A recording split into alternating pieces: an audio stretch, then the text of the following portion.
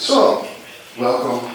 Share this of the build. Sharing the ideas, the creations, the visions, and together we're moving forward.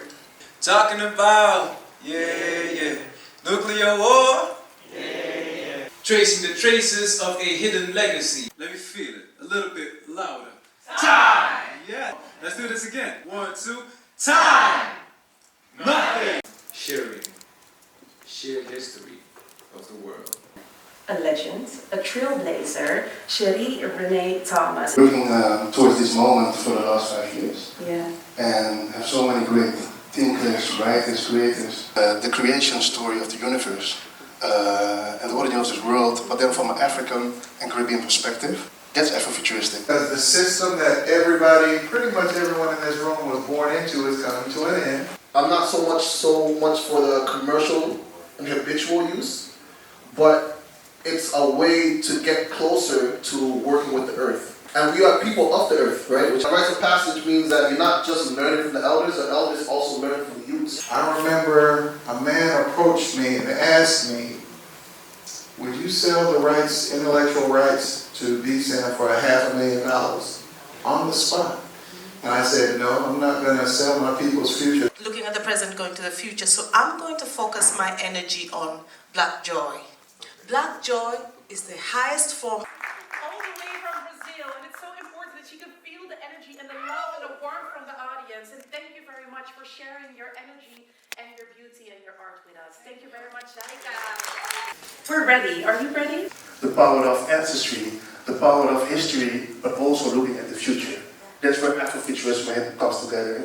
I think about sovereignty and I think about African sense of time and space. Quinn also spoke about that. It looks like a molecule, it looks like an atom, it looks like a cosmos. And this is a map. It's really, really inspired. All our paintings are inspired by African mythology, folklore, culture, all of that, and how they work together as a family and as siblings, and it's really beautiful to see. Soul, Messiah, and Sarah came to the Netherlands. We joined hands and they created the soundtrack specifically for the graphic novel. It's so special, like I love it. Let's be aware that Afrofuturism didn't start from Sun Ra, but way before that, it was boxed. That's the aim of today, that we connect with each other, share your work, share your vision, share your mission. An archive about the histories that comes from our imagination in the past, in the present, and we are connected with the same future, but in different places. To see things even beyond what they have not seen yet.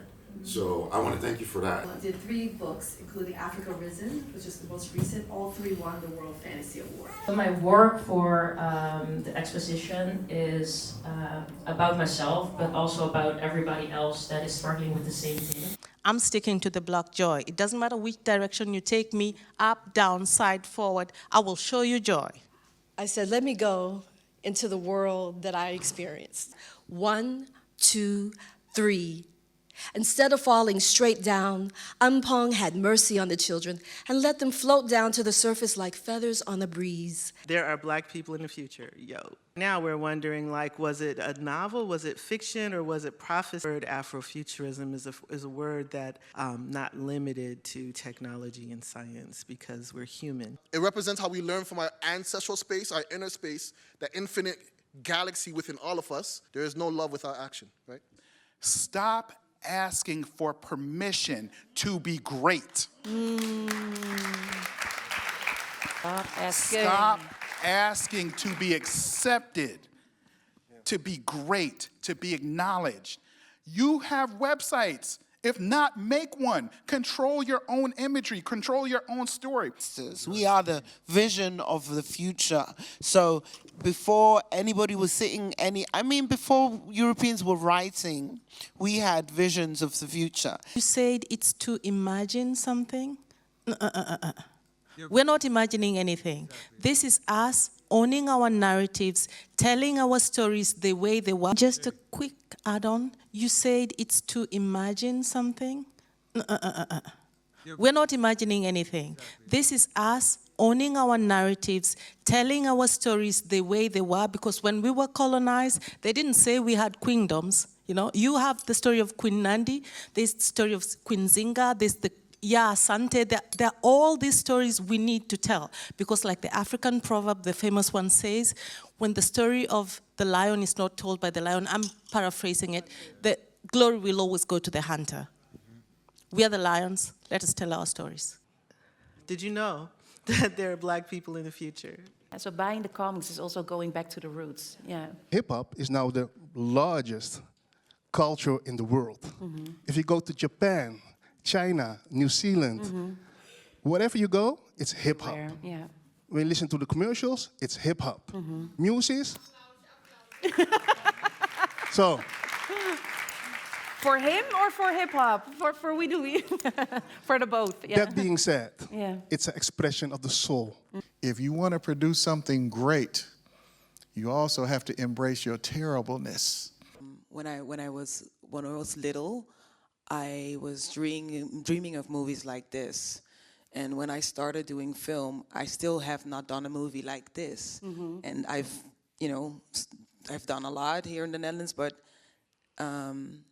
seeing this, like black people in these, like a superhero, and also bringing some new knowledge. I enjoyed when I just heard names like Enki or Nephilim. I was like, yeah, oh, he's woke, yeah. We're going, like, I like it because it's not really mainstream yet for a lot of people, but, movie is, film and movies and series is such a great way to, sneak information in and in a very entertaining way help people expand their minds, their hearts, what is possible. I also loved how you played with, so like in this period where we're how do you say that? Rediscovering ourselves, and also looking with modern eyes and with modern new knowledge to old traditions. When we're dealing with the black imagination, it's very easy to get caught up on like what's in the future, right? And like what's ahead of us. But what's ahead of you and what's in the future is really determined by your past and the stuff that you're doing right now. It's in the Afrofuturist community, BSAM is kind of known as the defenders of the faith. Now, and the Dutch and Netherlands are a pleasant surprise. Now, I'm gonna have to pray over you all on this mayonnaise thing. The way that it looks in the different shapes and forms is just magnificent. I think the first thing that leads to us coming up with that perspective, and David mentioned that one word in the last talk, is adversity. I think there's a link between adversity and evolution. And that how you respond to that adversity. I know people that know me, I always call it the toothpaste test. When you squeeze a tube of toothpaste, you find out what comes out of it. You find out what a person is made of, pulling all these events together, how they think, and then you understand their thought process behind what they create. And then the other thing is, as I was flying over here and I've shared with some of the people involved close to the movement, what made Afrofuturism viable 10 years ago will not be viable over the next 5 years because of two things driven by science that are unalterable.